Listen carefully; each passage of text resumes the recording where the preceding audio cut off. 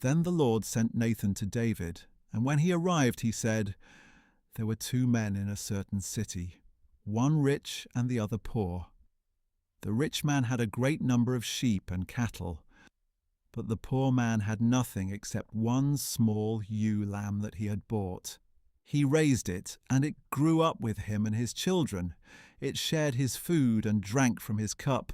It slept in his arms and was like a daughter to him." Now a traveller came to the rich man, who refrained from taking one of his own sheep or cattle to prepare for the traveller who had come to him. Instead, he took the poor man's lamb and prepared it for his guest. David burned with anger against the man and said to Nathan, "As surely as the Lord lives, the man who did this deserves to die.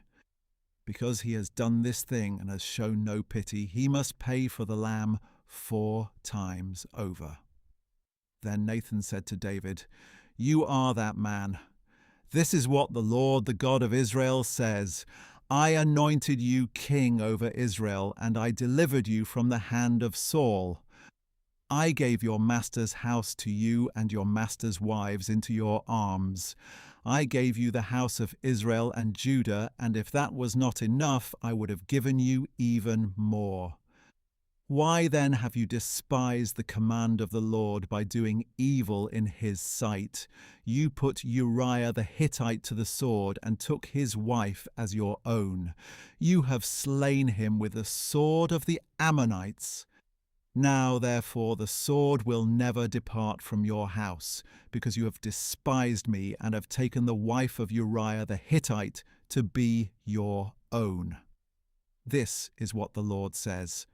I will raise up adversity against you from your own house. Before your very eyes I will take your wives and give them to another, and he will lie with them in broad daylight.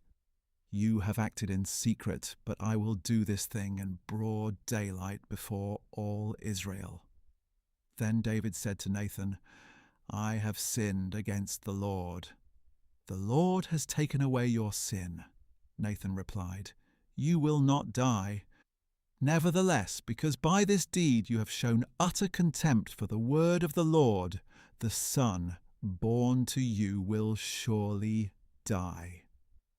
After Nathan had gone home, the Lord struck the child that Uriah's wife had borne to David, and he became ill. David pleaded with God for the boy. He fasted and went into his house and spent the night lying in sackcloth on the ground. The elders of his household stood beside him to help him up from the ground, but he was unwilling and would not eat anything with them. On the 7th day the child died. But David's servants were afraid to tell him that the child was dead, for they said, "Look, while the child was alive, we spoke to him and he wouldn't listen to us. So how can we tell him the child is dead? He may even harm himself." When David saw that his servants were whispering to one another, he perceived that the child was dead, so he asked his servants, "Is the child dead?" "He is dead," they replied. Then David got up from the ground, washed and anointed himself, changed his clothes, and went into the house of the Lord and worshipped. Then he went to his own house, and at his request they set food before him, and he ate. "What is this you have done?" his servants asked. "While the child was alive, you fasted and wept, but when he died, you got up and ate." David answered, "While the child was alive, I fasted and wept, for I said, 'Who knows? The Lord may be gracious to me and let him live.' But now that he is dead, why should I fast? Can I bring him back again? I will go to him, but he will not return to me."